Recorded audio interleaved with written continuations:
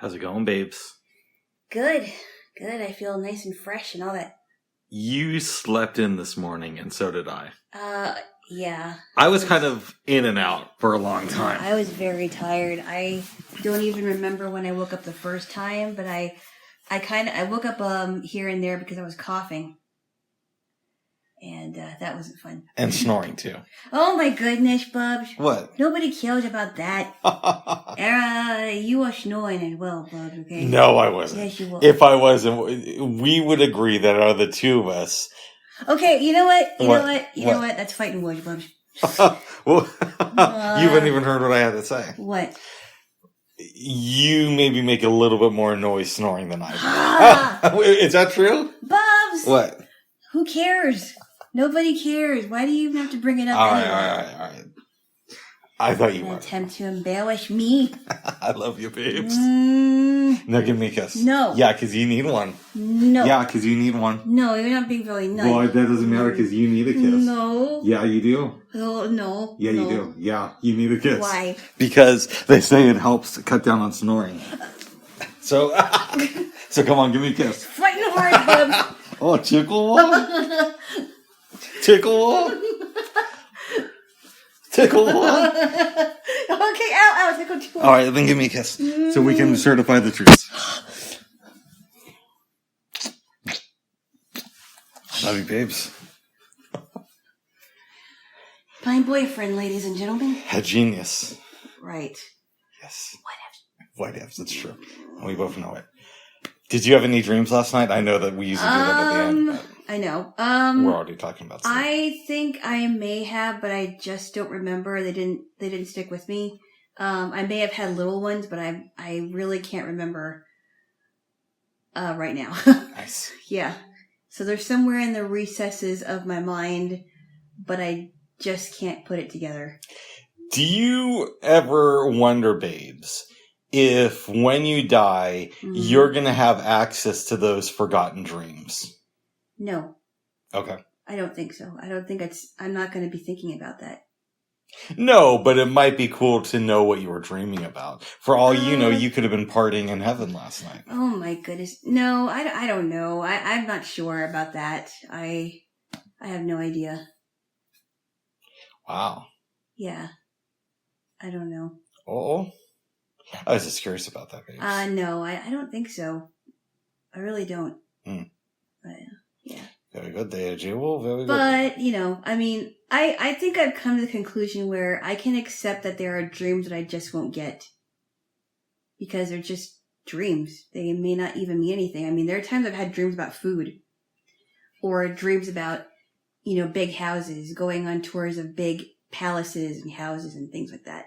But, and I've had many a celebrity dream, but I just don't really dwell on a lot of the meanings of my dreams. Sometimes I might be able to, make sense of some of them, but I've just come to the conclusion where there's going to be dreams where I'm just not going to understand in my own life, in my lifetime. Yeah. Yes. I'm okay with that.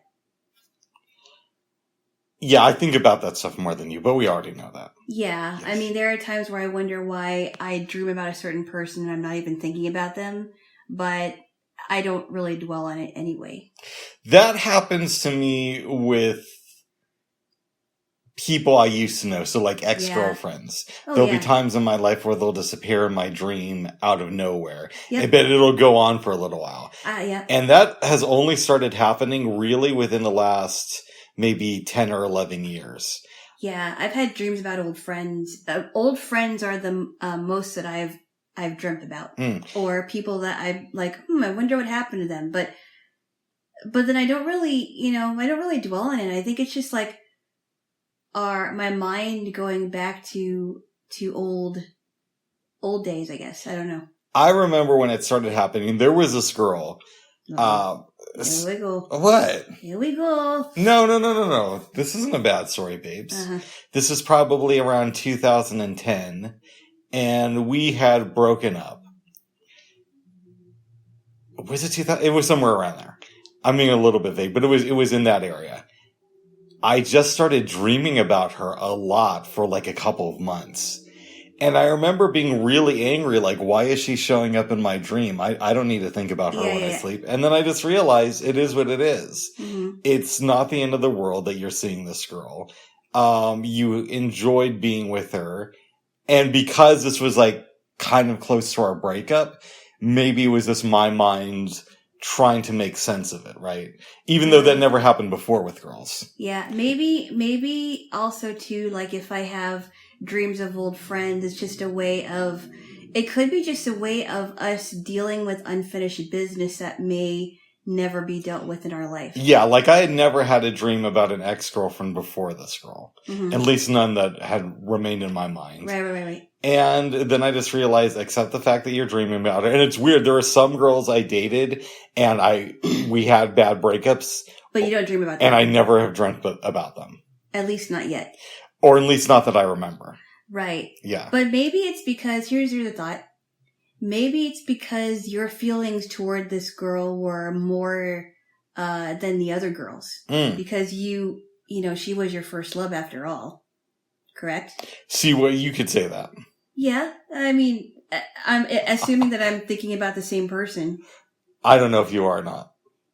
That might be. It might be. But she's a great human being. And But despite not despite, but besides the fact that she's a great human being, according to Rick, I don't know this lady. She might be. I love you.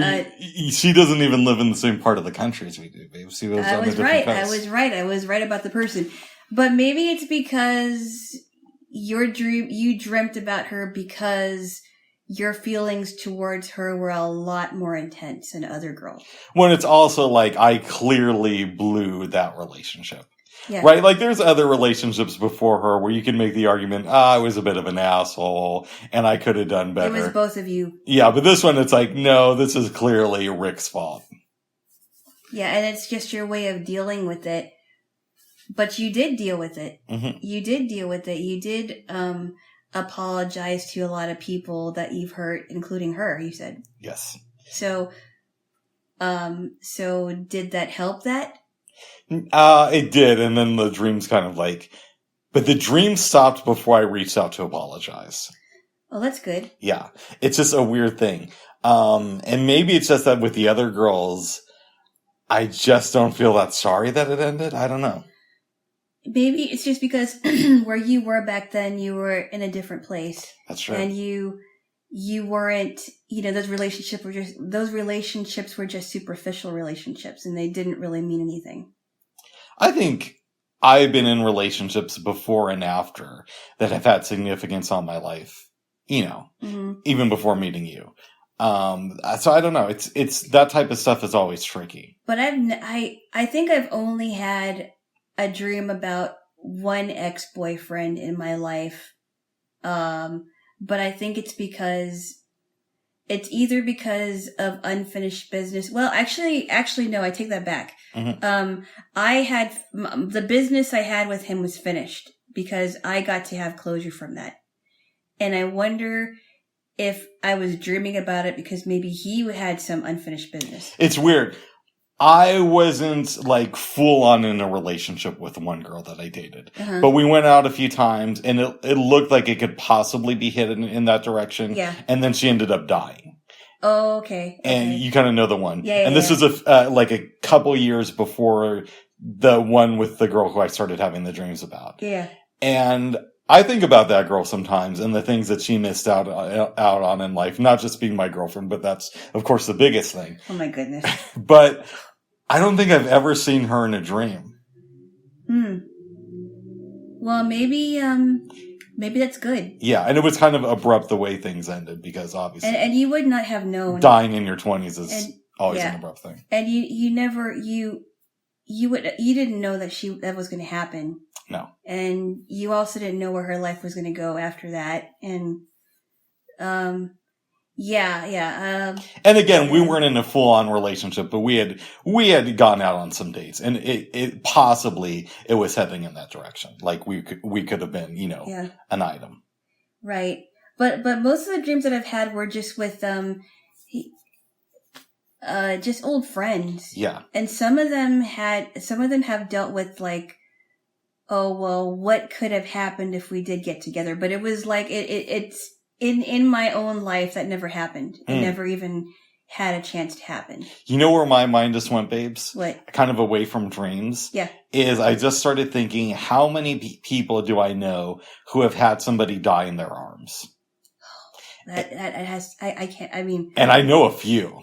That is like, I wonder how much trauma that has caused them to have someone they cared about die in their arms. Well, sometimes it's strangers. Wow. Yeah. Strangers. I know a couple people who have had strangers, if not die like in their arms, then they'll be like right next to strangers as they're dying. I can't even imagine. Just because of different situations in life. I can't even imagine. That has never happened to me. Yeah, I hope that never happens to me. Mm. And I mean, not just seeing the person, but feeling the person next to you just die all of a sudden. I can't even imagine that. That happened to my mom a bunch of times, but that's also because she was a nurse's aide. Wow. And, you know, she did hospice care for a while. That takes a special person. It really takes a special person to do that. Well, here's a question for you. Yeah. Your mom and grandmother are both getting older. Yeah. Do you want to be there when they die? I don't know if I could. I don't know if I could be there. Did I tell you that? Since we're bringing up the topic of death, yeah. Did I tell you that one of my aunts was there when my grandpa died? No. Yeah, that had to be really traumatic. I heard that he was something was going on and he couldn't breathe. He was choking, and in the language she said, "Not yet." Oh wow. Not yet. Yeah, and she was just crying. And then my aunts fainted. I think 2 of my aunts fainted. My mom found out when she was in college that she just died. Your mom's the older sister, right? No, she's the second oldest. That's right. So they were fairly young when this happened. Yeah, they were in their 20s. Oh. And this was before, I believe this was before my mom and my aunts moved to Hawaii. So in Buddhism, there's a lot of talk of attachment in this world, and it helps to be as unattached as possible when you die, so it's easy to leave this world. And I would love to believe that when it's time for me to go, I'll just be able to let go of my life being Rick here on Earth. But I do wonder if I'm going to be like your grandfather and be like, not yet, I need to stay. No, my aunt was the one who said it. Oh, your aunt was the one who said it. No, she said not yet, not him. Oh, okay. In their language, she said not yet because she was there with him. Mm. And I was like, how traumatic is that? You know, they say in Buddhism that a lot of the times people should die alone. And which is real, if you're the ideal version of death. And of course, I'm bastardizing this through Rick's interpretation of what I've read and heard, right? But that you should see somebody before they die and be kind to them, say your goodbyes, and then leave the room so that they have a chance to transition to the next plane of existence away from you. That sounds like a very lonely death. Well, but you go and peacefully tell the person how you felt about them, love them, say you love them, wish them luck on their journey, and then leave the room so they can go peacefully without having to worry about you being around and seeing them die. Mm. Yeah, that sounds too lonely. Really? Yes, it does. Wow. I would like to be surrounded by some, people that my family, or even if it was a couple of friends that I was really close to. Of course, I think my greatest, well, I wouldn't say it was a fear, but because I wouldn't know this, but I would hate to be a person who dies in their house by themselves and nobody knows about it until a week later. Why? Why? Yeah. I don't know. I just would want, and of course I can't control that, right? Mm-hmm. But ideally I would want to die peacefully in my sleep with somebody there. If I had a husband, or if I had a member, somebody in my family staying with me, surrounded by somebody that I knew, even if I didn't know that as I died. I don't know. I just think about that stuff sometimes. Do you think that that's the ego? No. Okay. No, it's not. There's nothing wrong with a person wanting someone to be there when they die. There's nothing wrong with that. And I think this whole detachment thing is so unhealthy. Oh, interesting. I think it's very unhealthy. You could definitely take it to an extreme. But I think this, having in your mind the idea of, I'm not going to take this stuff with me, and just be aware that when it's time to transition, that the goal isn't to try to fight it. The goal is to go along with it. I think that's when you talk about stuff. You can't take stuff with you. But I would rather have people around me than stuff. Right, but you can't necessarily take the people with you that you love either. I know that, but I want to be comforted knowing that there are people that are there. I don't want to, I don't know. It just sounds so, what's the word I'm looking for? It just sounds like a lonely death to die by yourself. Interesting. To me. But you're gonna... I know, but I think of it a different way. Okay. I'm not a Buddhist, so... I'm not either, but I lean toward... I like a lot of Buddhism practices and thoughts and everything. And of course, then you could go down the rabbit hole of there's a lot of things wrong with Buddhists. Look at how they're treating... look at how they treat the Muslim population in some parts of the world. Is it Myanmar? I want to say it's Myanmar. Buddhists aren't very kind to Muslims. Mm-hmm. If it's not Myanmar, I apologize to all the Myanmarians listening to this. So there are issues with Buddhism, and there's issues with Buddhists fighting other sects of Buddhists. So I don't want to make it seem like they're all about peace and they're all great. But a lot of their philosophy I do like. Yeah, but I think the whole detachment thing is, I just think it's unhealthy in my opinion. I think if you take it to extremes and you're like, I'm going to move into a cave and stop talking to my family and not have any friends, that's a little bit unhealthy. Yeah. But if you're just like being aware of it, you're not going to take this stuff with you, then I don't necessarily agree with you. Yeah, but that's different than, yes, you're not going to take people with you. Of course not. Yeah. But being surrounded by people that you love and care about comforts me. Interesting. So I'll also put it to you this way. If I know any dying people out there, which, what does that even mean? Like, we're all dying. It's just a matter of the timeline. But if I know any people who think that they're going to go relatively soon and they want me to be there when they pass away, I would make the effort to do it. Mm-hmm. I'm just saying for me, yeah. It doesn't really matter to me if I'm alone or there's people surrounded, just as long as it's quick. Okay. But even then, you can't control that either. No, I know. Like, I could end up getting cancer and dying a slow, painful death, or it could be a quick one. It could be within months. That to me is slow. Or I could fall and break my body, and then I want it to be like, we've had this discussion. I want it to be so quick my brain doesn't have time to interpret what's happening. Yeah, I understand. Yeah. That's what I mean by quick. I mean like out like that. I know. I get it. Yes. But you want me to stay in limbo? No, I never said that. Oh, good. I never said that at all. Yeah, I don't consider dying over a period of months to be quick. Yeah, it is. Yeah, okay, I get it. You get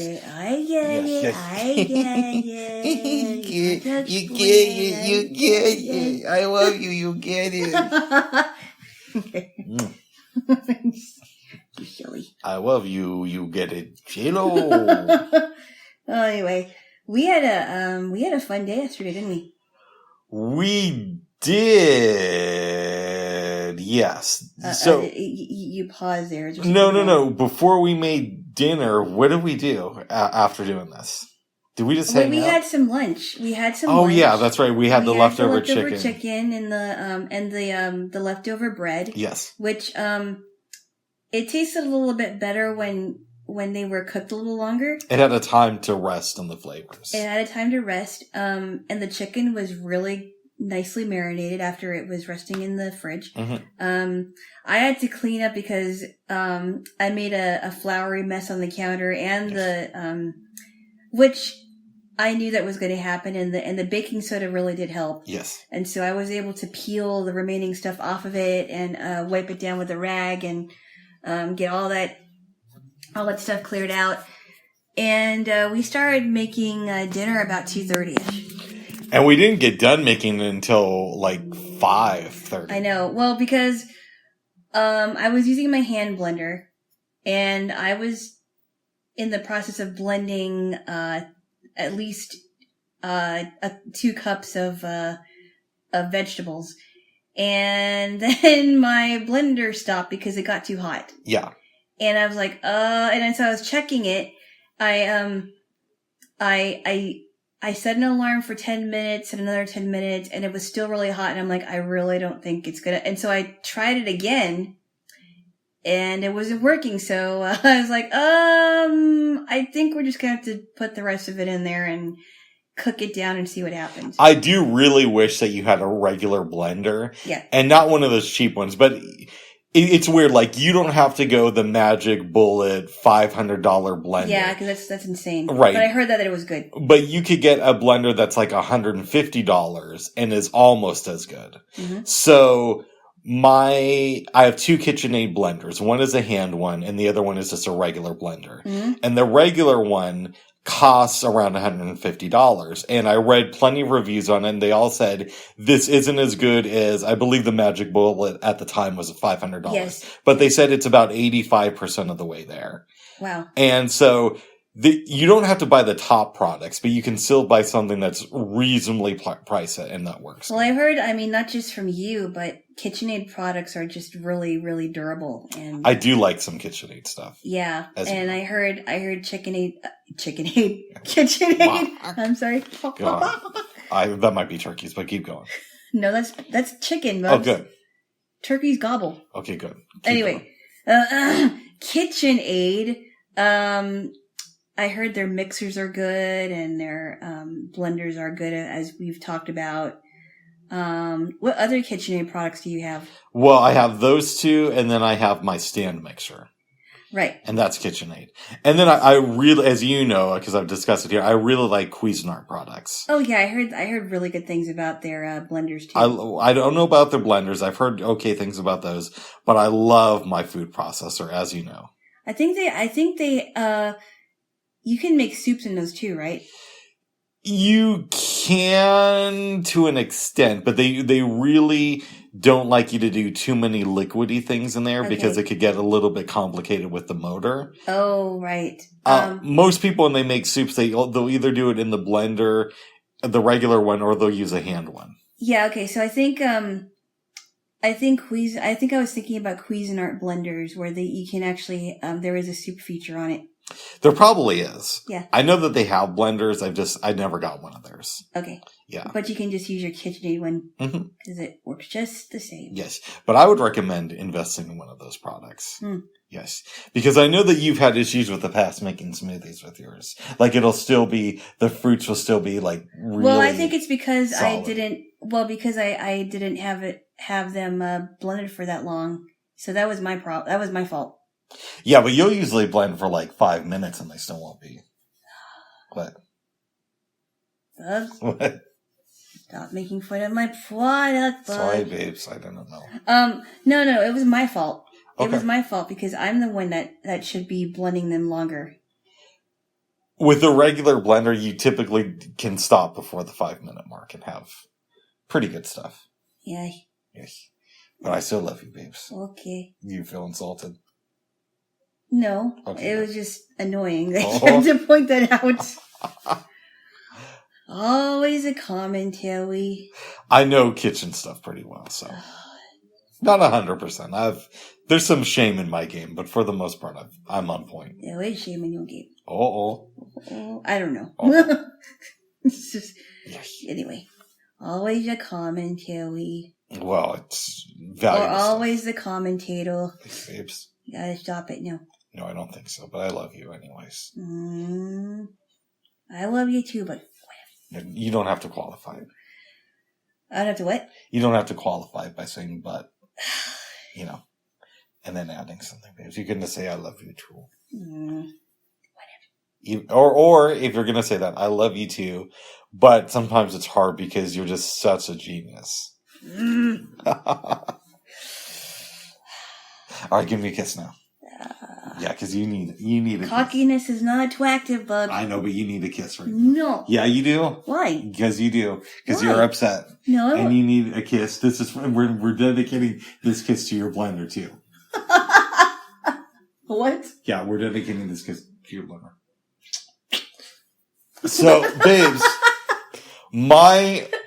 I loved my mom, but she was kind of into buying the cheapest stuff out there. And I know we didn't come from money. Yeah, but that's sometimes you really have to go, you have to splurge a little more. Yeah, but she would take it to some extreme. So I'll give you a couple of examples.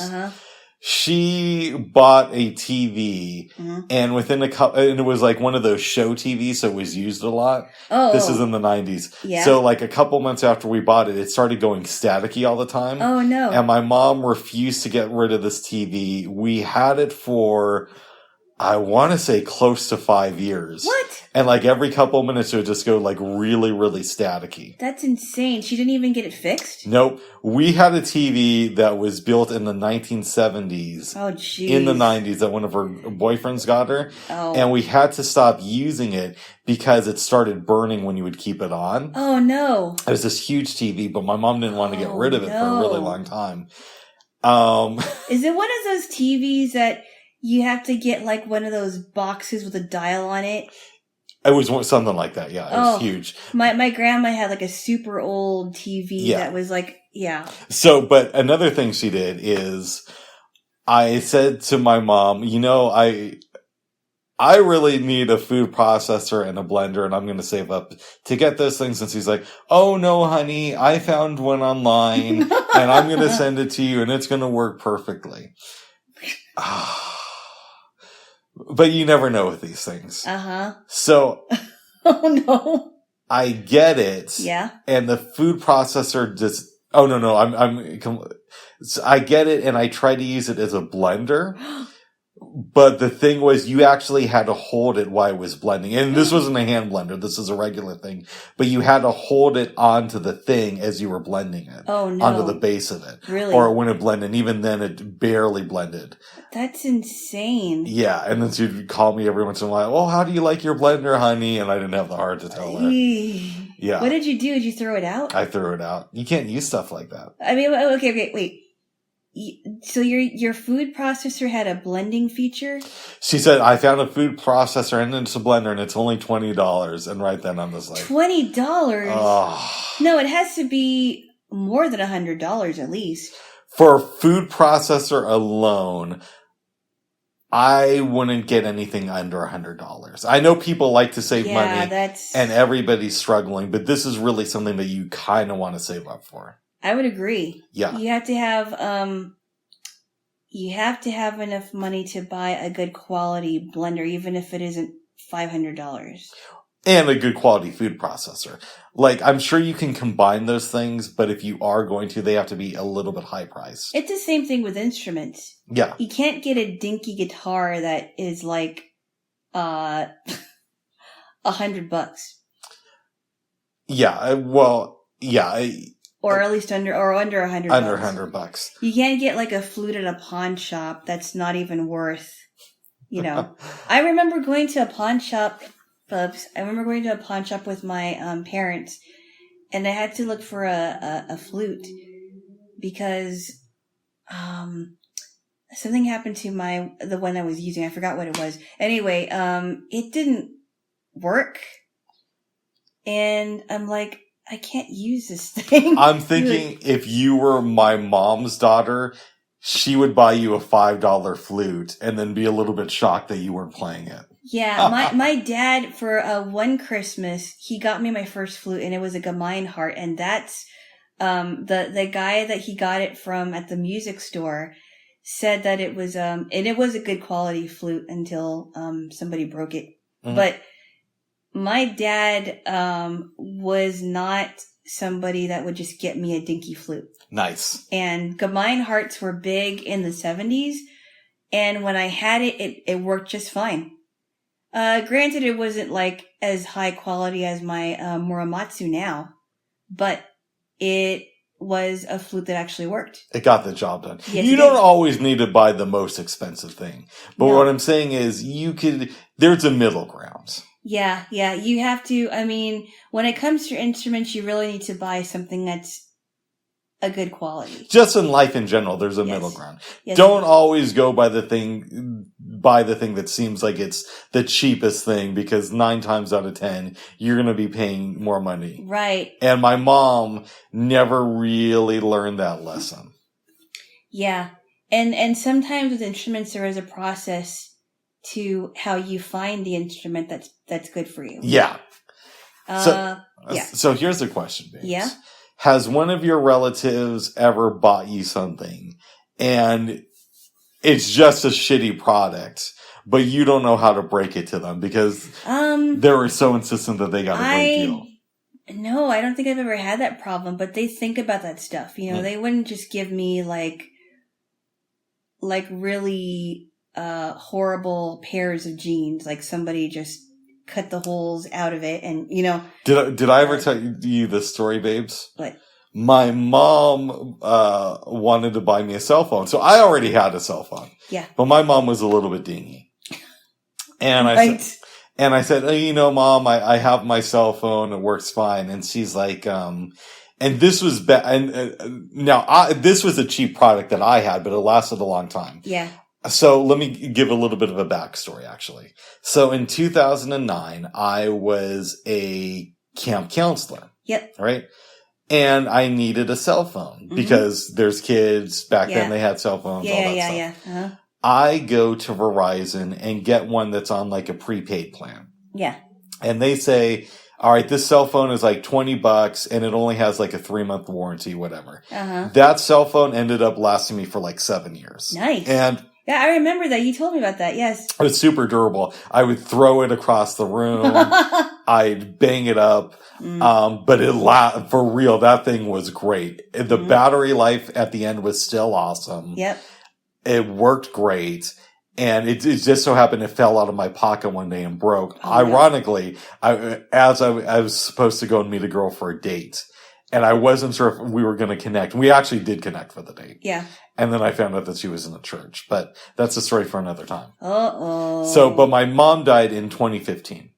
Like a year before she passed away, she's like, I have some money and I know that, you're, you're not super rich. So why don't I put you on my cell phone plan and I'll get you another cell phone.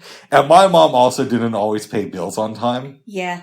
So I'm like, Mom, I don't think that's a good idea. I'll just keep my cell phone. She's like, no, honey, I'll take care of it. Don't worry. So she was so insistent on this. I'm just like, okay, I'm going to keep my old cell phone and I'm just not going to tell my mom. And that one broke, right? Which one? The one that was durable. It broke, but it broke after she died. Okay. So this is before then. And it's like, okay, my mom's insistent on this. I'll have 2 cell phones and she'll only know about one of them. So she buys me a cell phone, but she also gets the wrong type of SIM card. Oh no. And I can't get it to work, obviously, because it's not the correct thing. Yeah. But she's insisting this is the correct SIM card for this. So I buy the exact same SIM card. It's not working. And we're trying to figure out the problem.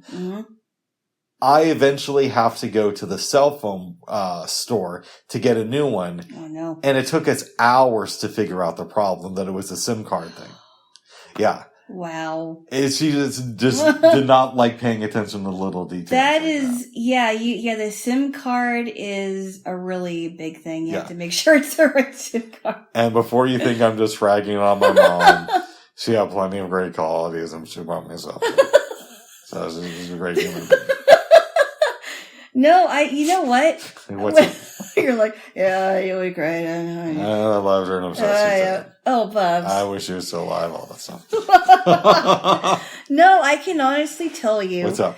That my family really made sure that I had things that I could actually use. Yeah. I mean, especially my mom, like even with things like backpacks, she's like, no. I think you should get a backpack that would be good for you. Mm-hmm. Even if I was like, oh, Mom, I just want a backpack that actually fits stuff. Like, no.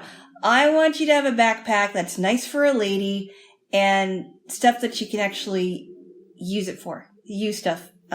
Stuff that you can actually put in there and you can use this backpack for as long as you have it. And so, my family was really good about making sure I got good quality stuff. So I never had a horrible product that one of my relatives gave to me. Now, with some things, I will go the cheap route. Like, you've seen me with shoes. Yeah. I'll just buy whatever fits my feet. Yeah, and I actually care about the shoes that I have because I don't want to get, like, holes in my shoes after, like, 3 months of having them. Yeah, I actually probably should get a new pair of shoes because I've had these for, like, 2.5 years. And the only reason they've lasted this long is because of the pandemic. Because before the pandemic, You're walking a lot. Easily would walk 10 miles a day and oftentimes closer to 15.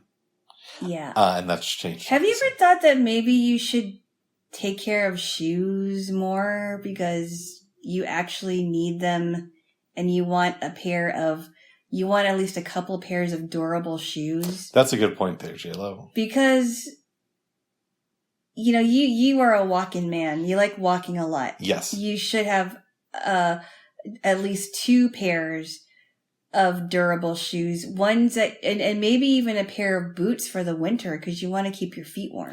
That's good. That's a good point. Yeah, because that's something I could use for Christmas on my birthday. I don't have enough money to buy a pair of boots, though.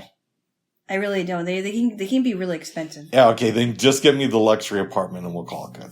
I don't have money for that either. Okay. All right. We'll settle. I know you don't have enough money for a private jet, so we'll settle with just a private helicopter. Bubs, you don't even want to ride helicopters. No, especially not after I've heard pilots talk about them. It sounds scary to me. I mean, private jets are one thing. The ones that actually are good, not the small dinky planes, but the ones that are actually will get you places. But helicopters, I've heard some scary things about helicopters, especially what happened with Kobe Bryant and his daughter. I know.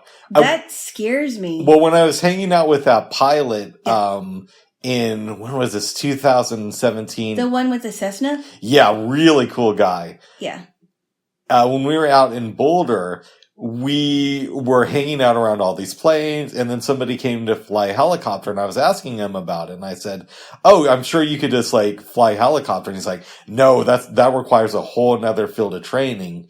He broke it down to me and says that they have really expensive helicopters now that are, like, in the $10, $15 million range. That's insane. And obviously they're more expensive, but he was just giving an example. But he said the interesting thing is, the higher you go up in price, it doesn't necessarily mean that they carry more fuel. And that I think helicopters at their most high end can only fly for maybe 5 to 6 hours.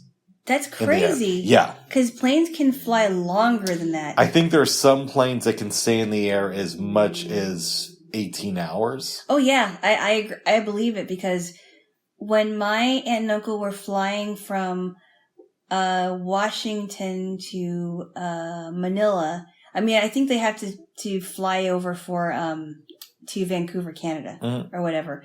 But some planes are able to fly for like 16 hours. Like if you're going, for example, from a certain area in Oregon to England. How long was the flight from Hawaii to Japan? It was 7 hours. Nice.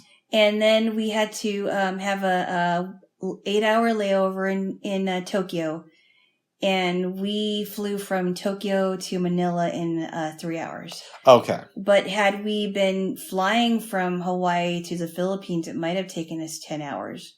That's a long way for me. I can't. Sounds like more like 11 hours, but I hear you, babes. Whatever. Yeah, it's a long. I don't know. I can't sit on a plane for that long. It's too cramped in there. There are people who do it. When I was in school, I knew somebody who, I think his family were Hare Krishnas. Wow. And he might have flown to New York first. Yeah. Or someplace. And then they went to India. And it was something like a 15-hour flight. That's insane. Now, granted, I knew this guy like literally 25 years ago. So I might have the story a little bit wrong. But it was a very, very long flight. And I asked people, like, how do you handle being on a plane that long for like 15 hours? Like, oh yeah, they give us food and they, you can sleep. And I'm like, well, how long can you be asleep until it's time to get up again? So you want to walk around a little bit. Yeah. And sometimes it's not harass always, a stewardess. Sometimes it's not always easy, especially if you have to go to the bathroom. And even in the bathroom, you kind of feel stuff. Yeah. And it's hard to go to the bathroom, especially if it's really small. Well, and you know how I am. I get really freaked out using public bathrooms. I don't like it either. So I try not to use them as much as possible. Yeah, I do too. I was watching a YouTube video maybe a week ago. Mm-hmm. I hope I get the place right, but it was somewhere in the Middle East. And it was this millennial guy. Yeah. He was doing a review of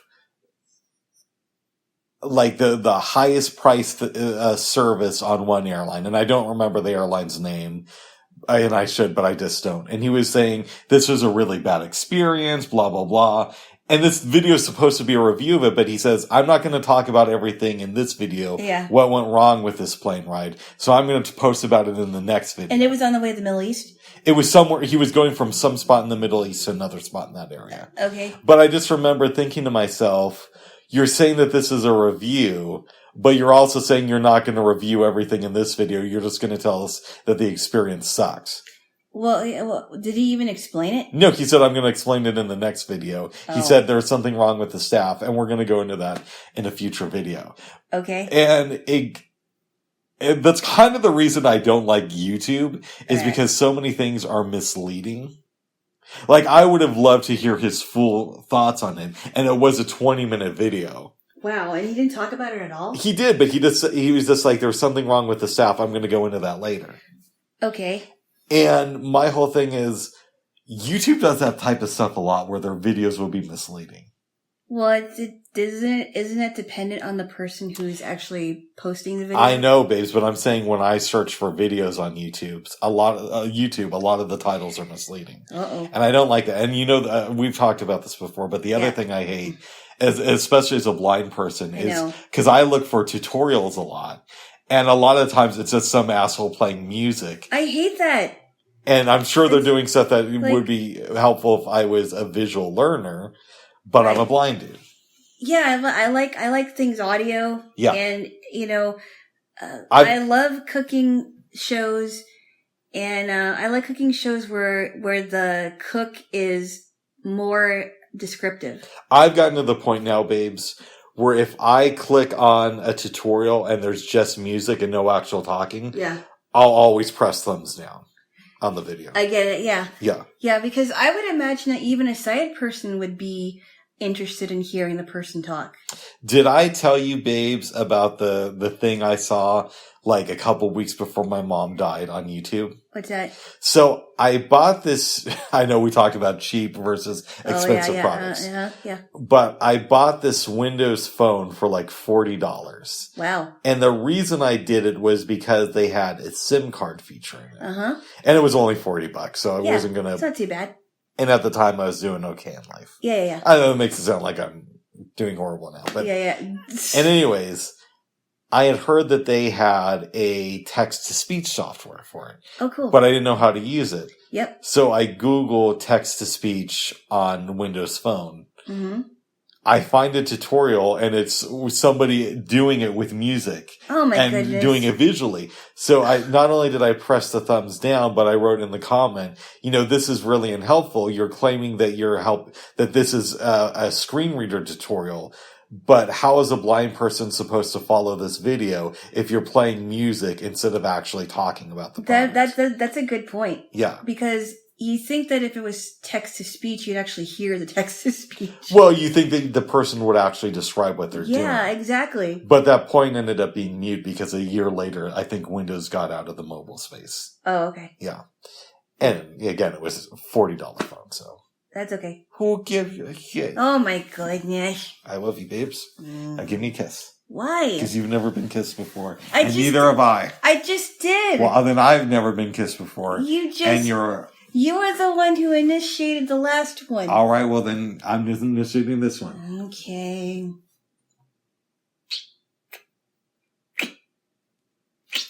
I love you, babes. What? Goodness, you're funny. I'm a genius. No, you're not. What you're seeing is a genius at work. Oh, please. As Eminem might say. Bubs. What? Cockiness is not attractive. I know, babes. You need to tone it down a little bit. You're the one who's cocky. Oh. I love you, babes. I love you too. Bubba. Got me on the head. You could have given me brain damage just now. It's not hard enough, Bubs. Oh. I'm not gonna hurt you. Well, good. I'm not gonna hurt you, Bubs. Alana. Yes? We have gotten off track from talking about the meal. Yes. So after I cleaned up the mess in my kitchen, Yes. which luckily it wasn't that big of a mess, but it took a while. And we heard some, I put on some good music. I put on, The Fifth Dimension yesterday for a little bit. And then I transitioned into Gladys Knight and the Pips. What'd you think about that? That was good. But let's talk about the process of making the meal. This was the recipe we got from Selena Plus Chef. Mm-hmm. And we had to improvise a little bit because of the whole blender fiasco. It wasn't that much of a fiasco. It was a fiasco. Oh my goodness. Okay. Yeah, my blender wasn't doing what it was supposed to do. So I got the last cup of the veggies and I said, I think we're just going to have to put these in my pot and cook them down along with the rice and eventually the chicken. No, I said that. Right? I said that. Okay, you said that. Right. I was just repeating what you said then. Oh. All right, anyway. I didn't say that. I'm not taking credit for it. Thank you, babes. Okay. But it ended up tasting really good. It was really good with the chicken stock. Mm-hmm. It wasn't that salty. It still tasted really good. I liked that the veggies, for the most part, cooked down. It was a little bit liquidy than we would like it, but it was really good. The chicken was amazing. Oh my goodness. That chicken just fell off of the bone. Yeah. It was it just cooked all the way through. It was really good. I liked it a lot, babos. Yes, it was delicious. Very good, Jaylo. Yes. Yeah, I liked it. And so what I have left over is some chicken thighs and potatoes. I even have some sour cream. Nice. We can think about what to do with it next time, and we could even make that again. But maybe you'd be blending it in your place before you come over. That's a possibility, babes. Or we could actually do something else. Mm-hmm. But it turned out really good. I mean, both recipes, even if it took a while, turned out for the most part really, really good. Yeah, I'm thinking next week. Yeah. And I should put in a Walmart order for here, and we should get the turkey for the following week. The turkey already? What? It's No, I know, but I mean... It's coming up in 2 weeks, babes. Yes, I know, Bubs. I honestly think you should get it at your house. No, but that's going to be a huge thing to transfer over here. But you've done it. I've done it before, but that doesn't mean I want to do it again. Oh. You're apprehensive about this. Or we could just eat the turkey at your place again. But we're But Bubs, and here's the thing to think about, Bubs. What if I get another turkey? Well, then we'll have 2 turkeys for dinner that night. Oh, man. Who cooks you? I don't like cooking. Oh. We'll have one for Christmas Eve. Well, you know what we can do if you get another turkey? Yeah. We'll have one for Christmas and one for New Year because you're staying here. I don't really want to have turkey for New Year's. Oh. I mean, I love turkey, Bubs, but I think that might be too much turkey. I honestly think we should have something else for New Year's. How about this? If you get an extra turkey, you'll give me one of those. And I'll have it when I get back from spending time with you on New Year's. Okay. Yes. But I do think we should order the turkey next week. Wow. Yeah, you are right. It is. It's getting close, babes. Yeah. But there are other things we can make besides turkey. Maybe we'll also get ham and we'll make ham and turkey. We could make a turkey soup. We could. I like regular turkey, though. Oh, but turkey soup is delicious. Turkey soup is pretty good. It is. Or we could do turkey sandwiches. We could do turkey sandwiches. We could do like an open-faced turkey sandwich. We could. With mashed potatoes. Make some bread. Gravy, yep. Gravos. And you don't like the whatchamacallit, the cranberry sauce? Yeah. No. That's I'm a big cranberry sauce fan. No, but we're not going to do it because I respect you. I do not like as cranberry. a woman and as a human being. Oh my goodness. You are the real chef, babes. Oh jeez. Sorry. That is so condescending. Sorry, babes. Bubs. What? You're the real hero. Thank you, babes. No, we could do a lot with it. We could do turkey open-faced sandwiches or just regular turkey sandwiches. Yes. With some potatoes on the side, or we could put them in there. We'll come up with something. I think we should cram through the boys next weekend. And so around the holiday, we only have 3 more episodes left. Yeah, we do. So we could do an episode Friday, or 2 episodes Friday and 1 on Saturday. We and could then do that. The following week, I want to start showing you Ted Lasso. Because I think you're really going to dig it, and it's a completely different show than I'm usually into. It's very Hallmarky. I don't know, though. What? What you think is Hallmarky is not quite Hallmarky to me. And I even think Hallmarky is way too syrupy. It's like if Hallmark did a reasonably good show. It's a good holiday type of show. Now I thought we were going to be through the boys by now because they actually do a Ted Lasso Christmas episode, but it's in season 2, so we'll probably end up watching it in January. That's fine. Yeah. But Christmas in January, we'll celebrate early. Well, I think that's when we decided that we were going to put our cookie packages together. Yes. So that's going to be like a late Christmas present. That's when we're going to start wishing people Merry Christmas for 2022. Is on January 2nd. No, we're not going to do that. We are going to totally doing that. No, we are not going to do that. Did I tell the story here? I hope I didn't. But I was I was part of an organization out in Boulder. I've talked about them here. Yes. Before. And guessing games were a must if you were to work at this place. Anyways, so I don't like saying Merry Christmas. It just seems very hulky and Christian-y to me. Oh my goodness. And this was a year where everybody was saying Merry Christmas to each other. So most of the people who worked at this organization were actually not very religious. They're atheists, right? I would say that they were spiritual. See, that doesn't make any sense to me. Anyway. Okay. Fine. And I think it was a couple of days before Christmas, one of the guys put a text chain together saying, "Hey, Merry Christmas, everybody." Oh, I have a feeling I know who that is. So I wanted to say, I didn't write back anything because you know how I am. But I really wanted to write back, "Hey, Merry Christmas this year." I think it was 2016. Yeah. I could be wrong. And I also wanted to write, but I really want to be the first to wish you Merry Christmas for 2017. Did you do it? No, I didn't. I don't remember if you said that here, but I told you privately. You told me privately, and I think you may have suggested that you do that. Yeah, why don't we say Merry Christmas for 2022? Yeah. I said no. Oh. No, that's a little bit weird. Really? Yeah, even I would think it's weird. They're good, babes. I am hoping that we have a blues festival next year, like a real one. And it's looking like it might be a possibility. But we'll have to see. We'll have to see. Yes. So I was thinking about what I told you the other day, babes, about me voting Republican. And here's the conclusion I came to. I was being reactionary Rick yesterday. Yeah. And we love reactionary Rick. Not really, but... Maybe he shouldn't be in charge of the decision making.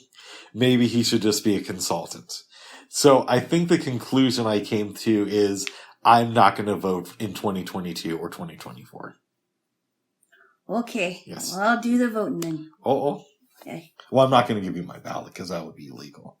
No. I'm not gonna vote for you. Okay. I'm gonna vote for me. Good. But I I will do the voting then. Yes. I'll be like the Democrats. I want them to win, but that's in the hands of the proletariat, or whatever they call that person in the Senate. You know the one, babes, who were they saying they had to run it through her, and she was going to be the decider for the other It's not the proletariat, it's the, you never heard of this lady before this year. I forgot what it was called, Bubs. I'm sorry. But you know what I'm talking about. Right? I don't know what it's called. It might be, I don't even remember what it was. They came up with some advisory position, and it's been around forever. But they basically, the Democrats are using it now, so that Joe Biden. Is it the President-elect Committee or something? No, it's a special office, but they're using it now so that Joe Biden doesn't have to do anything and still say that he's a great president. Yeah, I don't remember what it's called, but yeah, that's strange. It's going to come to me later, and I know it's not the proletariat, but it's something. It's something. Yeah. But anyway. Advise us not to do anything, and then we can come on TV and blame this position that nobody had ever heard about before 2021. And nobody has ever heard about it. Yeah. On both sides. Yeah. Like, even Obama didn't stoop to that. Like. Yeah. He was just like, we got to give Republicans everything they want and say that we're liberals. Anyways. No, Bub. I think you're going on a tangent, though. I am. Let's talk about stuff that we were going to talk about, but we kind of got off track. Go ahead. I blame you for that. No. Okay, the meal was great, but let's talk about the movies that we saw. Yes. Because that was really, really good. We started out off the evening with a movie called Blackboard Jungle, which was an early film with Sidney Poitier. And before we go on and tell this movie, I just want to say that this was like an edgy movie for 1955, I think. Yeah, it was right after desegregations of schools. And I only bring that up because Sidney Poitier, obviously black, and he's the only black student in this movie. But it's interesting from that standpoint, right? Because Brown versus the Board of Education was 54. This movie came out in 55. Yeah, so it was pretty edgy. Let me give a quick overview. Talk about it. Or a quick premise. Do it. So there's this man named Richard Dadier, which is kind of a funny last name. Yes. I don't remember who played him. Do you remember? No. Okay. He was applying for the English teacher job at this high school that has been known for not having the best kids. And the principal did not know how to handle the kids. But he applied for the job and got it. And things were not going so well in his classroom. They were not respecting him. And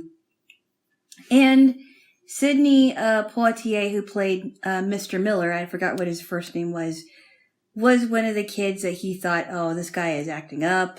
But he also thought that he was super intelligent. But he thought that he was super smart. And he told him towards the beginning of the school year, he said, Mr. Miller, you could be a real leader if you really wanted to. You could lead people. Don't you think that would be good? And he's like, I guess, because he never thought about it. Mm-hmm. He was probably told that he couldn't amount to anything because of his skin color before this happened. Yeah. And so, back at his home, he has a wife that's been pregnant for about 3 months pregnant. Daddy A. But not Daddy B. Not Daddy B. Sorry, go ahead. And this was back in the time where I guess they didn't think about alcohol, drugs, alcohol, and pregnant women. Right. And he said, what are we having? And he's like, ravioli. And she said, ravioli and champagne? He's like, yeah, I don't think I need some champagne. He's like, well, I don't think the baby wants some champagne. He's like, well, this is champagne for the mother. And I'm like, okay, I hope she hasn't been doing this for the entire pregnancy, because it's probably back then when they didn't know the effects of alcohol in babies, or they didn't care. I don't know. So that was going on. The wife has been getting these phone calls from someone saying, you better watch your husband. She's been getting notes saying you better watch your husband. She's with her. Her being a new teacher, which I forgot what her name was. Mrs. Hammond. Yes, Mrs. Hammond. Yep.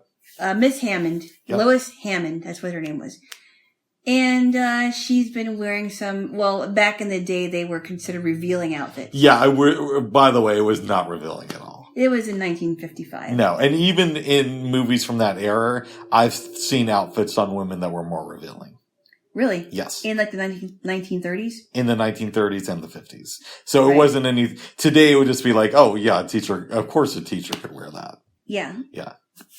So anyway, she's been getting these phone calls and letters, but she did not believe that her husband was cheating on her at all. She believed that he was faithful.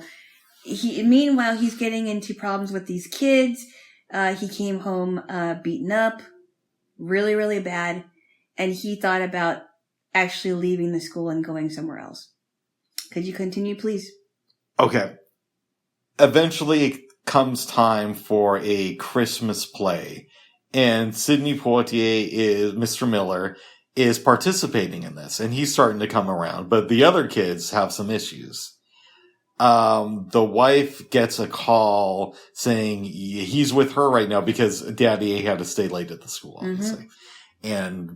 But before the call, it looks like things are starting to turn around with the kids. And he's been getting them interested in thinking about it by watching, movies. Yeah. Movies. Old cartoons. Old cartoons. Yeah, like Jack and the Beanstalk. Yep. Yeah. So Daddy comes home. There's a ruckus because the wife went into labor 2 months early. Which now it's like everybody does, but back then that was a big thing. Yeah. And the landlady, I think she is a little bit upset because she called, the paramedics obviously, but she had to go into the apartment and found all these letters on the ground. Yep.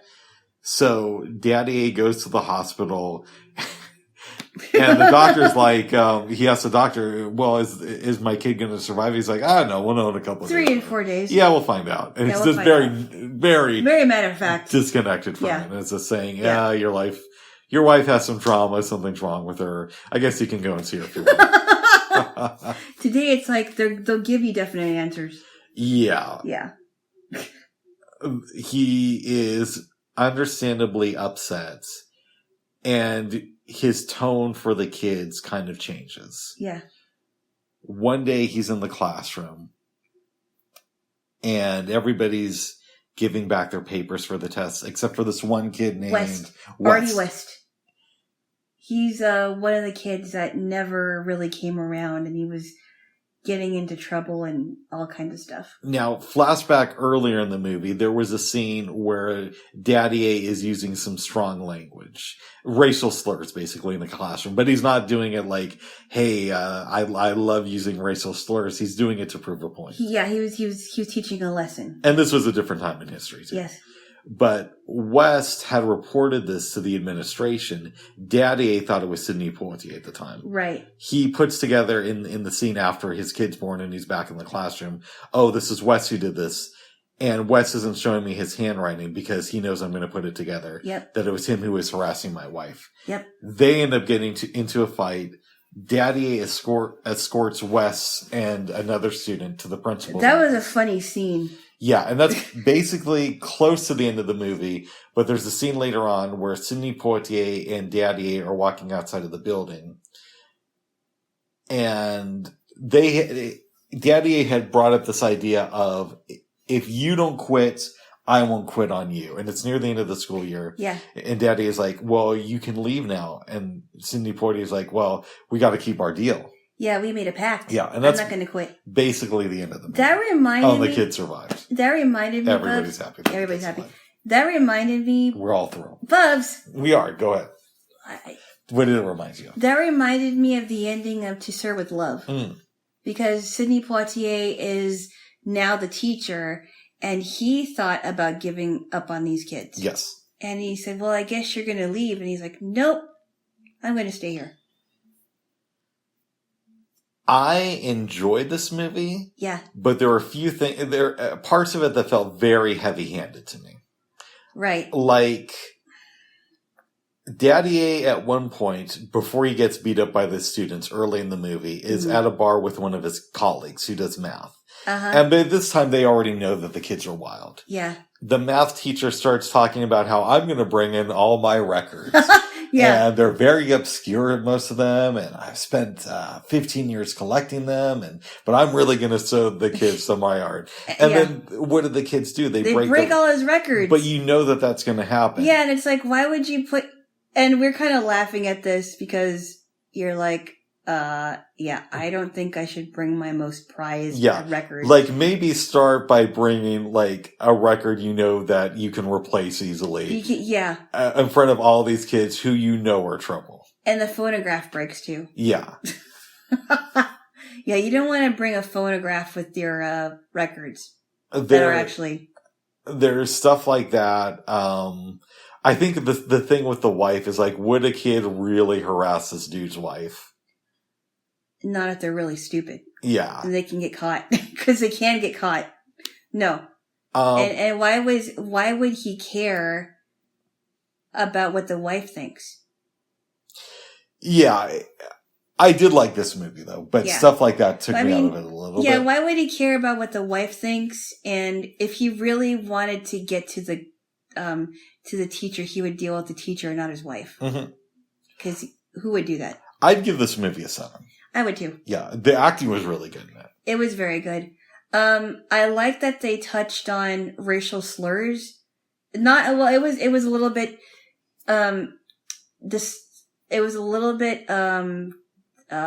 uncomfortable, but I'm glad that he was willing to say, well, what is it right for you to call this person a such and such? Yeah. Because they're different? Is it all right to call, and he was making a point. Well, let's break this down. Let's actually have this question. Yeah. Is it okay to use racial slurs with your friends? So, no. Hold on. I say it depends on the situation. So I have black friends, and I'm not saying that to sound like, oh, I'm a liberal and look at all my friends. Right. But I've had some of my black friends say, hey, you're my N-word, and you can, Rick, you can use the N-word around me because I know what type of person you are. Now, I don't. Yeah. But I've had black friends say, you're my N-word, and you can use that type of language because I know what's in your heart. Okay. And again, I don't do that. Yeah. But does that mean that a white person who has black friends who say it's okay because I know who you are, does that make that white person wrong for saying it? And I don't know that the answer is a clear no. I don't know. I just know for me it's a no. That they shouldn't use it anyway. I wouldn't use it, but I don't know if a white person whose black friends say you can use it around them is necessarily wrong. So I don't know what I think about that because I'm uncomfortable with black people using it around each other. And I know that there are black people that will justify and say, no, I'm saying Nigga, not Nigger. And therefore it's okay for us to use it because we're changing it. But if it's not okay for anybody else to use it, it shouldn't be okay for them to use it. Right. And I know that there are black people that would disagree with me, but I think in this case, in my opinion, what's good for the goose is good for the gander. But how do you feel when black people have white friends and the white friends use it, is what I'm trying to say. I don't agree with it. And I'm not sure why a black person would say to their white friend, hey, it's okay for you to say it around me. I'm okay with it. I'm not sure how I don't, that makes me very uncomfortable. I've had more than one black friend over the years say, hey, it's okay. You don't have to be so uptight, Rick. I still wouldn't use it though. I wouldn't, but I'm saying I don't think that the white person who uses it is necessarily wrong or racist. If they have the okay, maybe it isn't, but I still feel uncomfortable with that thing. Yeah. The whole thing. Yeah, I do too. But and I do feel even more uncomfortable when a white person actually points out, hey, I've got like 3 black friends and yeah, like I'm only pointing it out signaling. In the context of this. Yeah. But I've noticed that a lot of white people, when they talk about their black friends, and it doesn't have to do with race, will automatically say it. So it's one thing to say it in the context of it makes sense, but it's another thing to be like, I have a friend and, he's black and, sometimes we'll talk about TV shows and that'll be the end of it. And it'll have, I can't stand their that. race has no importance to the story. Or they'll be like, I have a friend and he's black and last night we went out for dinner and it was a good time. Yeah, I don't like that. Yeah. Or if they're trying to make themselves sound good by saying, I've got 3 black friends. Mm-hmm. And we don't see each other until maybe we see each other maybe twice a year. And I'm thinking, why do you even have to mention it? Because if you didn't care about race, why would you even have to talk about it that way? Like, I imagine when you're on the phone with your friends, you're not like, I have a boyfriend and he's white. No, not at all. It would be, if it was in the correct context, or, if I was talking about dating someone who is part Polynesian, right? And you are part Polynesian as far as I know. Mm-hmm. And if it was in the right context, that's different. Or if we were talking about dating people of different races, that would be different. But if I mentioned it I have a white boyfriend and we had a really good time cooking together in the kitchen. His whiteness didn't stand in the way. Or I have a boyfriend, he's white, but he doesn't like mayonnaise. That might make sense. No, I wouldn't talk about that in that context. But if a person is gonna say, I'm not racist, right? Yeah. And then they'll say things like, I've got 3 black friends, as if that was, something that should be honored. I don't know. And it's like, well, if you're not a racist, then why do you even have to mention what kind of friends you have? Exactly. But we're starting to shy away from the original point. I know, I understand. I know, but what I mean, point being is that even though if it's okay for a white person who has a group of black friends who say, it's okay for you to use the N-word around me, it wouldn't be wrong in that context if they were together in that group. Yeah. But I still feel uncomfortable about that. Yeah. So, and we can take it off of white versus black because in the movie, there are racial slurs that he uses against, Puerto Ricans and against Irish people. Right. So I guess, is he right to give that speech? Okay. So I think in that context, yes. And I'll tell you why. Go on. Because even if and I would imagine that he was uncomfortable using it. Because this dude strikes me as like an old school lib, the teacher. Okay. And I think you would agree with that. Well, not every, not everybody who isn't lib was against desegregation either. No, I know that, but old school libs will use racial slurs, but they'll use it in the context of trying to prove a point that you shouldn't use. Right. Okay. So maybe in this context, okay. So I'm kind of going back and forth with this. Yeah, that's fine. Maybe in this context, it was okay to use just because of the setting. Mm-hmm. And these kids, you can imagine that these kids came from poor backgrounds. But the reason why he's saying it is to convey to them in their own way of thinking, hey, this is not right. If it was in like a better neighborhood, probably wouldn't be using it. Mm-hmm. Does that make any sense? I kind of hear you. Because of the socioeconomic background, he was trying to better these kids and let them know, hey, you guys don't see it that way, but you guys really shouldn't be just like using these racial slurs in front of each other because that could lead to a fight. Yeah. Right. I know you guys think that it's just fun and games, right, but words can actually lead to stuff. That's not good. Yeah. Mm-hmm. We shouldn't be using them at all. And this is why we shouldn't be using it because of what's been going on here. Yeah. So I don't know if he was uncomfortable, but I think he wanted it to convey to them that, hey, you're using this language, but you don't realize how much it hurts. Mm-hmm. And I don't want to use it, but I'm going to use it to prove that this could hurt. It's really interesting because you question this dude because Daddy-O immediately... Daddy, I'm sorry. Not Daddy-O. That's what they called him. I thought that was kind of funny. That's right. Yeah. But when he hears that he was called out for using a racist terminology, he immediately blames the black guy. That is true. And doesn't realize it until later. That is true, but it wasn't a black guy, yeah. That was intentionally done by the filmmakers, obviously, to make you question, well, what is Daddy-A? Yeah. And these kids are helping him grow, too. Do you think that was a brilliant move on their part? Or do you think it could have been done better? Brilliant is maybe a little bit too strong of a terminology, but I think that was a smart move. Creative. Yeah. Okay. Yeah. Yeah, because you would think, well, wait a minute. Is it Sidney Poitier's fault? Because he was kind of, he kept calling him chief. He was kind of a smart aleck. You didn't know where he was going. But I'm glad that it wasn't Sidney Poitier.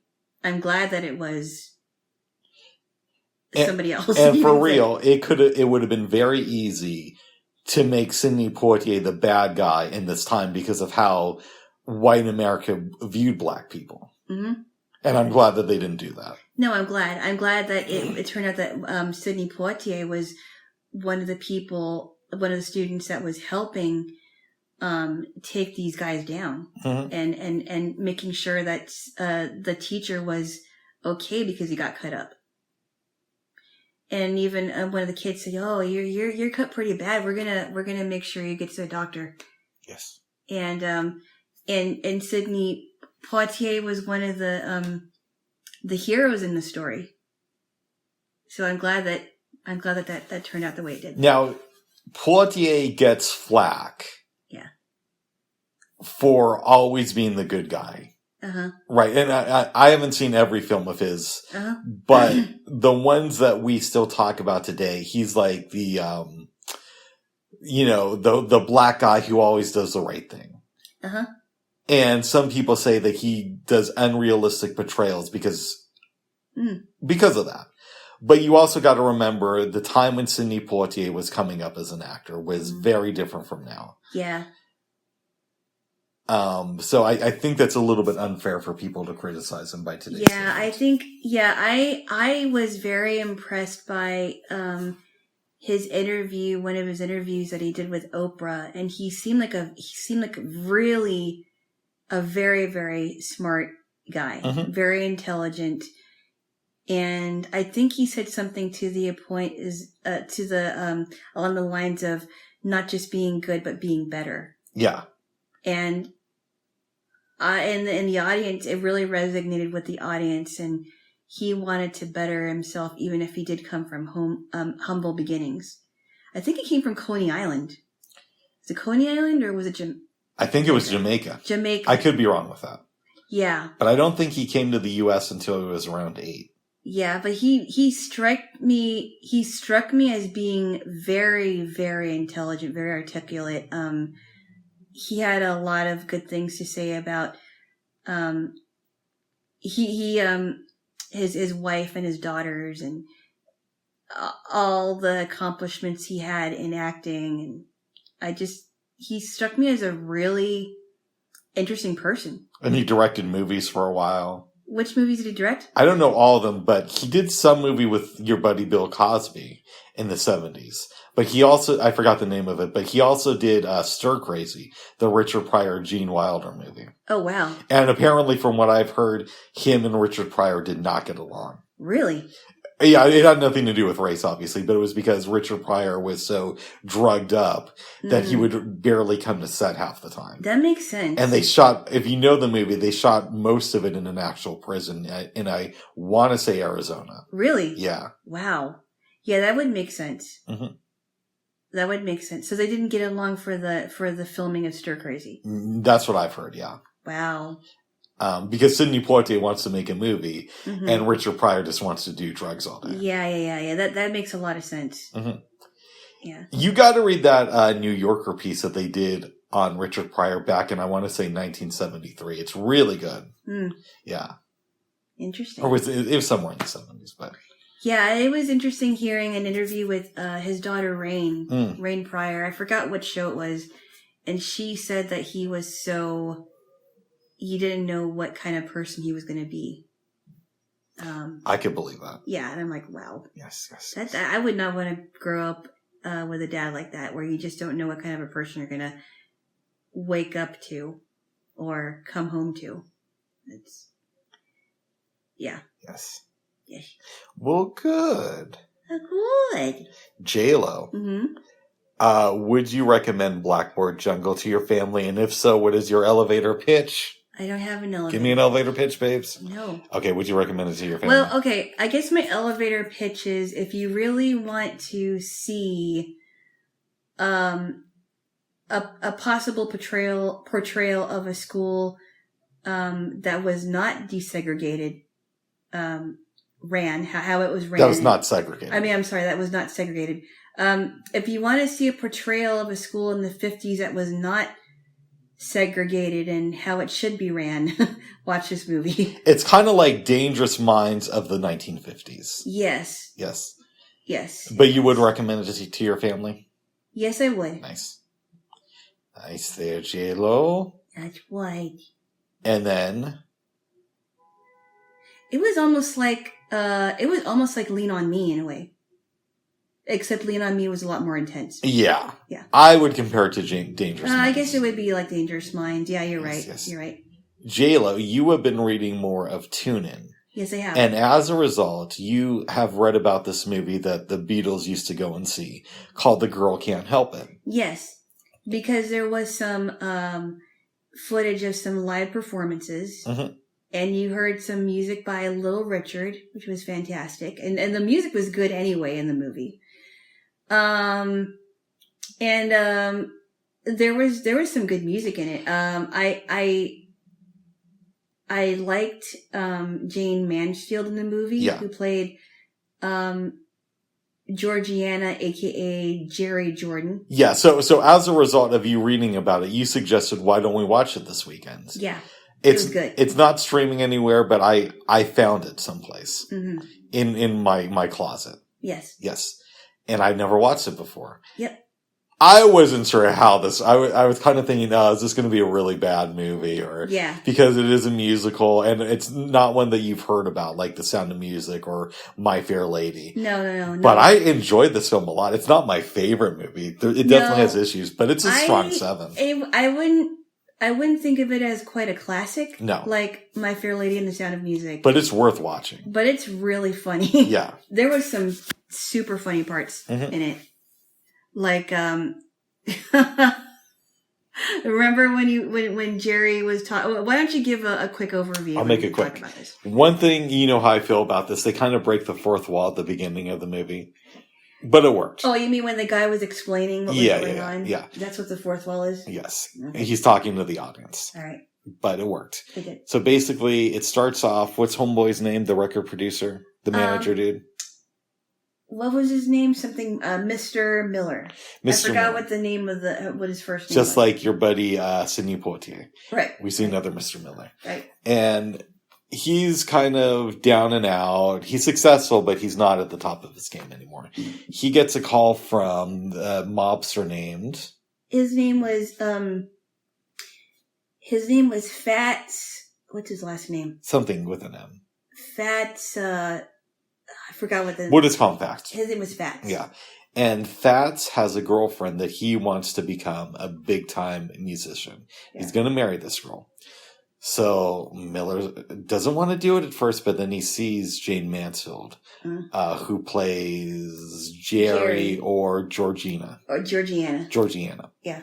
But Jerry's a stage name. Yes. So he's like, okay, I'll make her another star. Takes Georgiana around to all these clubs, makes her go to the bathroom, because he overfeeds her and he has to release some stuff. Just go to the bathroom, yeah. Yes.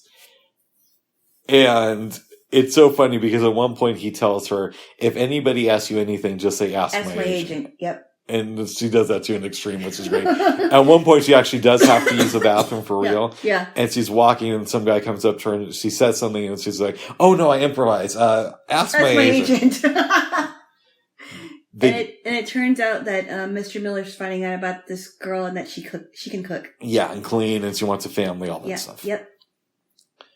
Well, he doesn't want to make her into a star, but she feels that she has to for her boyfriend. Mm-hmm. So she sings for Mr. Miller. And we are led to believe that she has a really, really bad singing voice. Yeah, she can't even, she sang so badly that glass started breaking. Yep. We think we're in the clear because they have her sing for Snaps. Yep. That's his name, Snaps? Fats. Fats, whatever's last Yeah, name I'm is, thinking of whatever. Snaps Provolone from the movie Oscar. No, Fats. Fats, it's Fats. Yeah, I forgot what his last name was. You've seen the movie Oscar? I heard of it. Yeah. Never Anyways, seen it. we'll get there when we get there. Yeah. So everything's going good, but then Fats sees this kid performing on TV and is like, well, he doesn't have a voice, so we can use my girl. Oh, the kid that was singing? Yeah, on TV. I just Right. said that. I thought it was her. No, they see a kid singing. They see a guy singing on TV. Oh, well, okay. Yes. Stay away from the pacololo. Fudge. Jeeps. Okay, back to the movie. Mr. Miller and Georgiana are getting closer. They're getting more romantic. He leaves to go to Chicago to convince people to sign Georgiana. They have a record of her, and she's doing this like siren sound in it. Yes, with that group that did a recording of Fats's composition. Yes. Rock Around the Rock Pile, which actually sounded really cool. I don't think that was the name of the song. That's the one that Fats ended up singing in the movie. That was the name of the song, Bubs. That's the one that she recorded? Yes. She recorded that because I know that he sang that later in the movie. No. She recorded it with a group that sang the song. And then he just performed it later on. Yes. Okay. Yes. Gotcha. They're about to get a deal, but then it's Mr. Miller says, hey, I'm involved with Fats. He gets kicked out. Mm-hmm. They have a phone call, Fats and Georgiana. It's recorded, and he's basically saying, hey. Mr. Miller was on the phone with her, and his sidekick, Mousy, recorded it. Fats' a sidekick. Yeah.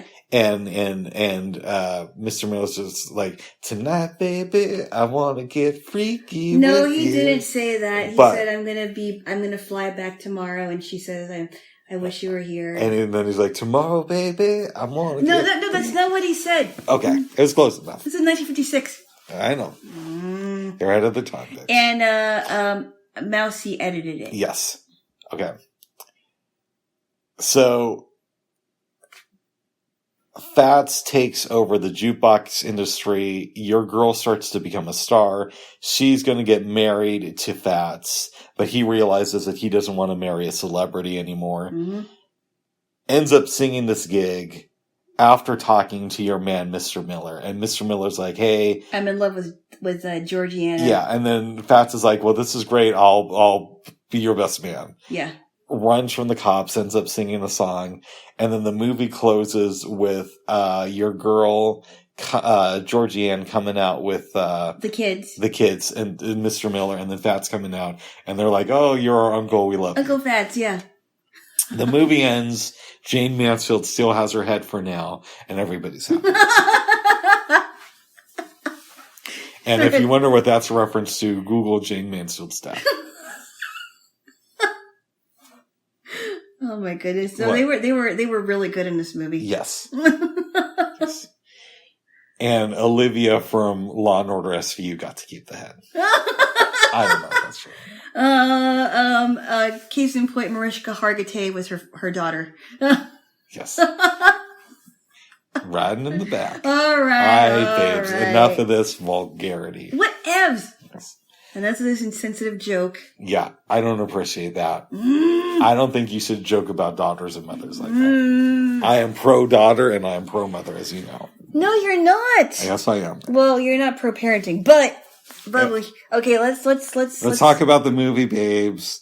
Don't let your little jokes. Hey, I enjoyed this movie a lot. I did too. Not the most believable movie, but if you just want a fun film to watch on a Saturday night. That's super fun. It's real. There's a lot of funny parts in it. But there's believable stuff in it because the mob was involved in the music industry back then. And I did not know that. Yeah, heavily involved. And I'm sure that they made people stars who weren't necessarily going to be without their involvement. Oh, his last name was Murdoch. Fats Murdoch. Great time to remember that, babes. Yeah, I know. I'm sorry. I just recognized it. I just remembered that his last name was Murdoch. I still love you, babes. So, a question that comes to mind is, obviously the filmmakers knew about the music connection to the mob. Mm-hmm. Do you think that this character, Fats Murdoch, is based on one person? Or is it an amalgamation of different people? It possibly might be one person. He was funny in the movie too. Mm-hmm. Especially the scene with the pajamas. A question, yeah.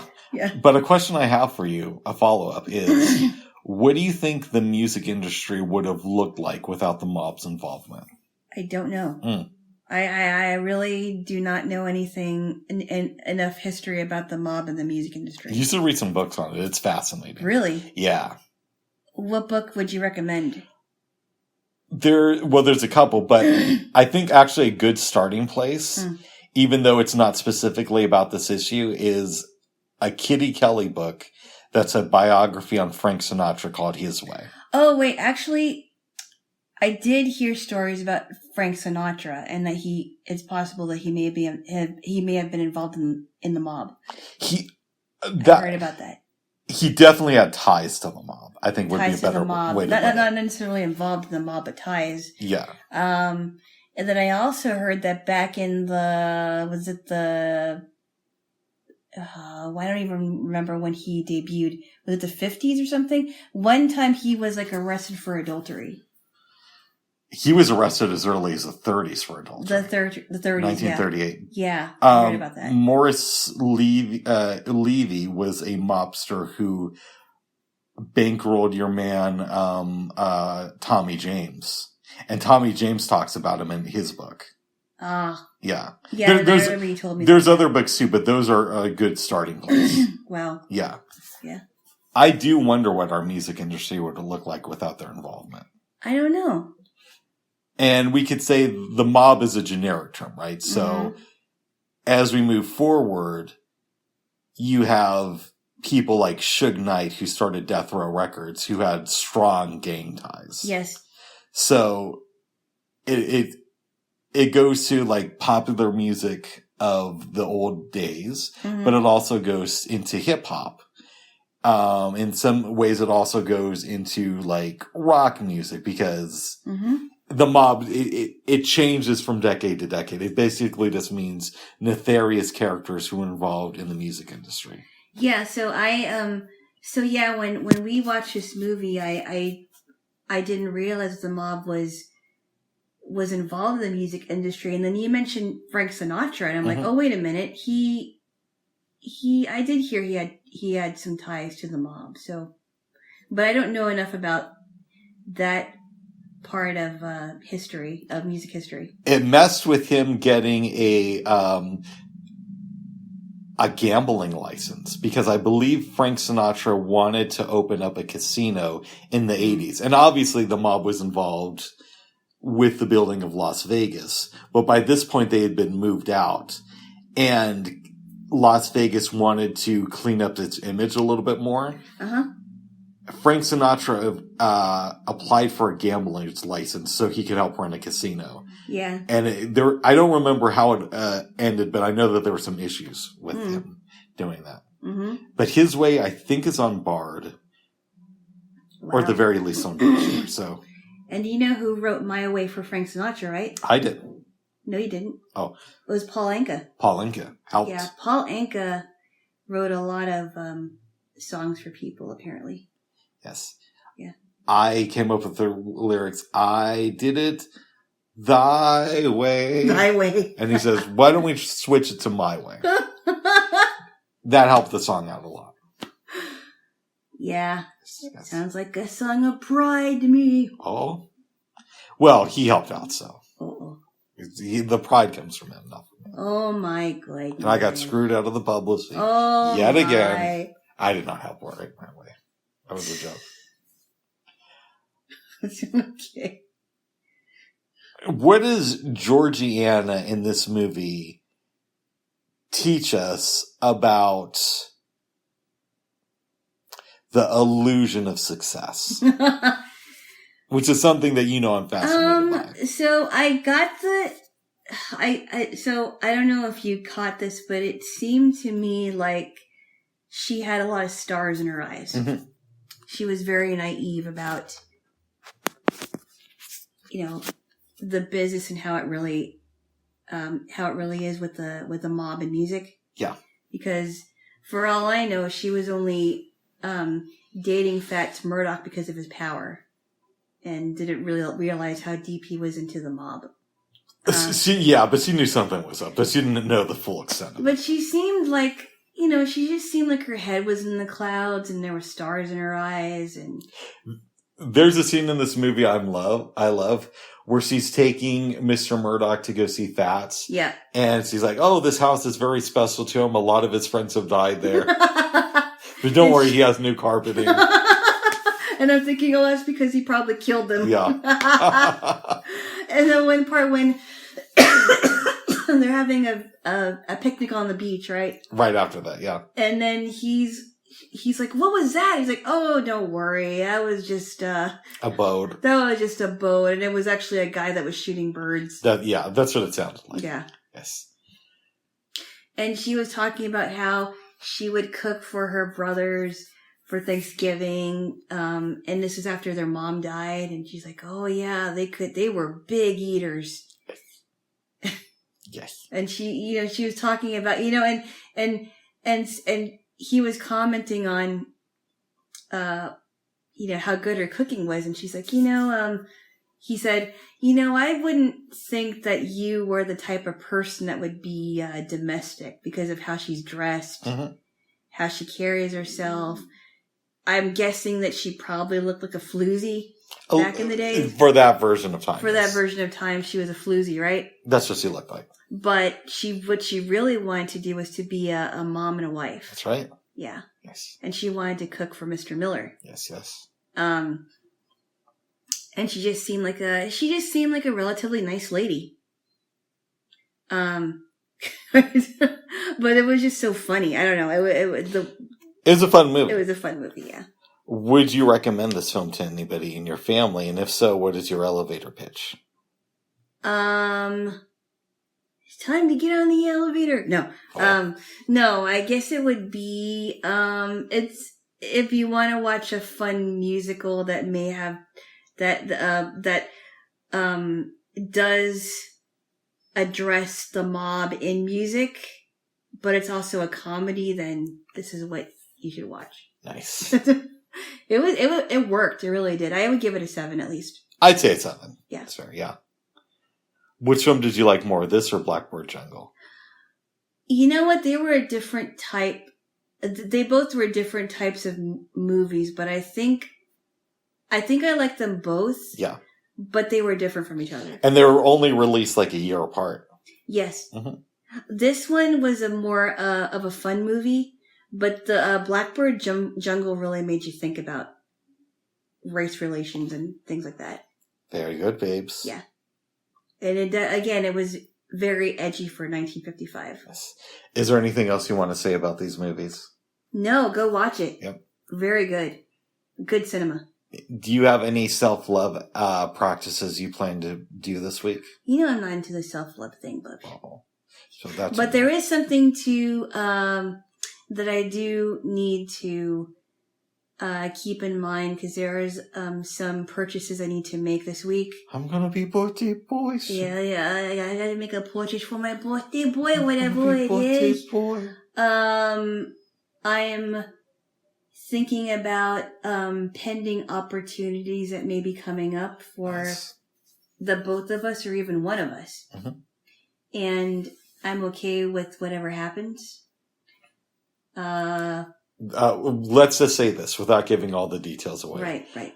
A woman has made a bid to buy me for an evening, and she's offered Alana $5 million. That's not true. The initial offer was $3 million, but Alana said no. And the money just keeps going up, so Alana's been thinking about No. it's not selling that. me off to the. It's another opportunity that I'm not going to mention here. Oh, not that one. Okay, sorry. Not that one. Okay. It's another opportunity that the both of us have looked into. Nice. Not that one. not the selling me off. No, why would I do that? I'm not going to give you up for anything. I hope she's not listening, babes. Bubs, there is no lady. Oh, that's right. That's your own fantasy, Bubs. Well, Bubs, think of what if it was the other way around and some guy wanted to buy me for $3 million plus. I don't know, babes. I love my Jaylo. I would imagine that you wouldn't give me up for that. Nope, because I love my Jaylo. Well, I hope as I kiss your hands. I hope so. As you kiss my hands. Yes. I hope so. Very good, babes. Yes. Well, good. But I'm excited about where this week is going to go. I am too. Wherever it goes. Yes. And apparently, if you're a woman, don't even try to make a bid on me that's less than $10 million. Oh my goodness. Don't encourage it. Don't encourage it. Bubs. All right, I love you, babes. I love you too. Is there anything else you want to talk about? Oh, you did want to give me a piece of chocolate before I go. But is there anything else you want to talk about before you do that? Oh my goodness.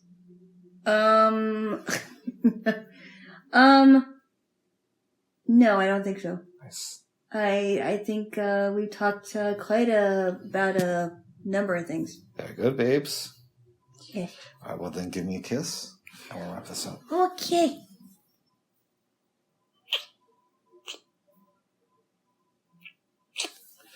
All right. Oh my goodness. All right. Last chance, babes. I have nothing. All right, bye-bye for now. Bye-bye. Bye-bye.